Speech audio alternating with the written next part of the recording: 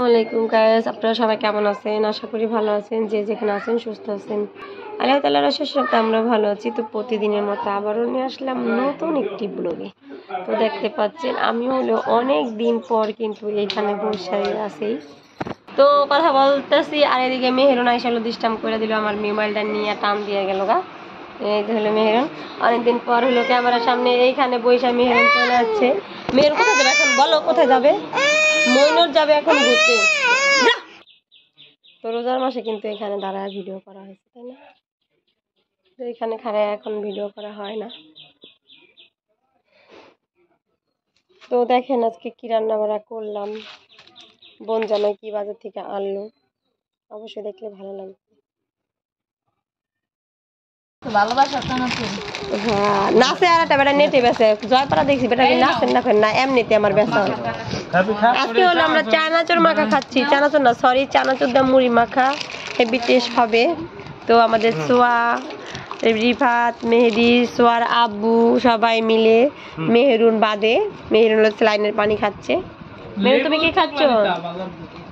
লেবু চুকলা পাম কোথায় আছে মনে হয়, কাঠ গাজা আছে, একটা মজা আছে নিয়ে এটা নুক মজা লাগবে, ওই দিলে ভালো করে। তুমি ফ্যান বন্ধ করে দিয়ে আরে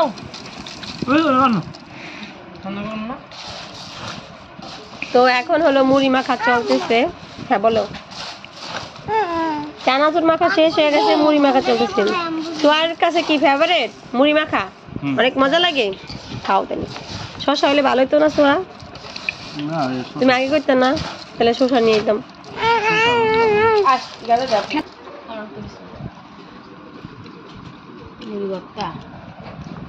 মুড়ি ভর্তা মুড়ি মাখা।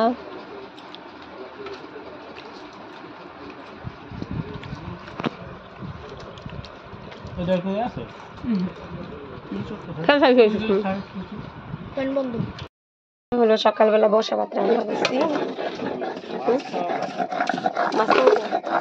আর এই যে হলো এগুলি হলো হেঁচি শাক আর হলো ডাঁটা শাক। তো দুইটা শাক মিলাই একসাথে আমি ভর্তা করে নিলাম রসুন কাঁচামরিচ দিয়ে। আর আনছে ওই যে বোন জামাই গরুর গোশ।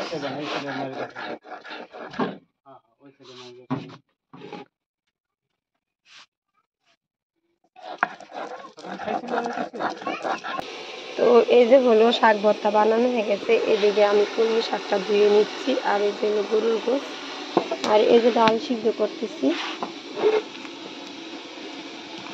চুলাটা একদম ভেঙে গেছে। হ্যাঁ ভালো লাগবো গরম মশলা ভাত খেতে।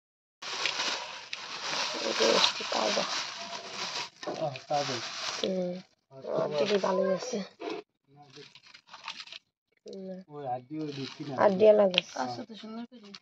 না বেটা সুন্দর করে ছোট ছোট পিস করে কাটে, সুন্দর হয়েছে লাল। আবার তি গরু মনে হয় না, লাল গরু তেল কম দিছে। আপনি আরো ভালো দিছে, আমার তো একটু আটু তেল দিছে না। এই গোছের তেল টুক ঝুলাই না ছিল না, সাথে ঝুলাই নিয়ে থাকে। আমার ওইদিন আনছি অল্প একটু তেল ঝুলাই না ছিল, মিলাই থুইয়া ঝুলাই থয় না দিলে বেটাটা ব্যস্ত কোথায় দাম কি থাকে। বেটি কয় কি তেল টু খালাই দেন, আরে বাবা তেল টু হালাই যে দিমু, দামটা তো দিয়েই আনছি, তেলটার দাম তো বেটার লইয়ে লইছে।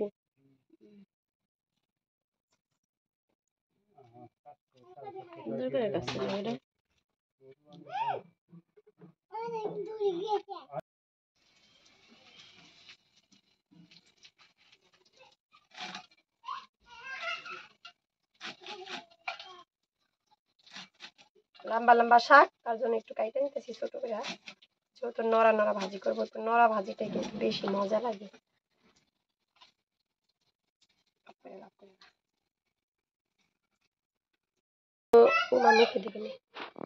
এখানে হলো গরুর গোশ নিয়েছি, তো আদা রসুন বাটা, জিরা বাটা, হলুদ, মরিচ, তেল, তারপরে লবণ সব দিয়ে নিচ্ছি। এখন হলো মাখাই নিতেছি, আর কড়াইতে একটু তেল দিয়ে দিচ্ছি, ওইটার ভিতরে হলো তেজপাতা দিয়ে দিব, তারপর হলো গরুর গোশটা ঢাইলে দিব।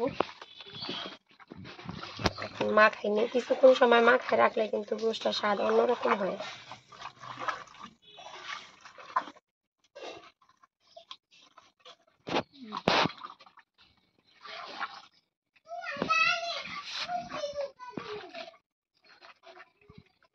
এখন তেজপাতা ছেড়ে দিলাম, তারপর আমি গোশটাও ছেড়ে দিব। গোশটা কষাইতে দিয়ে হলো বসা ভাত রান্না করছি, সেই বসা ভাতটা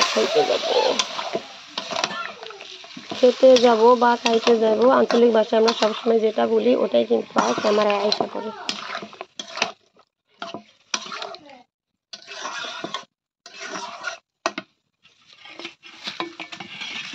সরষের তেল আনলাম, তো সরষের তেল বোন আনছে, মা আনছে, 4 কেজি বেশি আনছে তেল। তো আনতো আরো বেশি, কিন্তু এত দূরে আনাটা সম্ভব না। আপনারা তো দেখছেন বোন আর বোনের জামাই হলো হুন্ডা পেতে আসছে, মোটরসাইকেল আসছে আর কি। মোটরসাইকেলে যদি না আসতো তাহলে ওরা আনতে পারতো। তো গোশটা হলো যে ঢাকনা দিয়ে ঢেকে দিলাম। এখানে গরুর গোশটা রান্না হয়ে গেছে, আর মেয়ে হলো এখানে দোলনা খাচ্ছে, আর বোন হলো চাদর বালিশগুলা সবগুলি চাদর ধুয়ে দিয়েছে, 4টা চাদর। যেহেতু আমার মাজায় ব্যথা, ধুইতে পারি না, ভাইগনারা ধুইতে হবে, তো এই জন্য বোন ভাবলো যে আমি ধুয়ে দিই। মাজা অনেক ব্যথা নিয়ে কাজ করি, হালকা পাতলা কি করবো, বাড়ি কোনো কাজ করি না। যদি রান্না বান্না করি বইতে আমার অনেক কষ্ট হয়, দুয়ার ঝাড়ু দিই না, ঘর ঝাড়ু দিই না, সবই বোন। তো বোন গেলে আমার অনেক কষ্ট হবে, কষ্ট করে নিজের সংসারের কাজ তো করতেই হবে, কিছু করার নেই। তো আমি হলো কয়েকদিন পর ঢাকা যাব, যাই মাজা এক্সরে করে ডাক্তার দেখাবো। অনেক ব্যথা করে, কিন্তু দোলনা থেকে মেয়ে গেল একা একাই, দোলনাটা ঝুলছে। আজকের ব্লগ এ পর্যন্ত, সবাই ভালো থাকবেন, সুস্থ থাকবেন, আল্লাহ হাফেজ, আসসালামু আলাইকুম।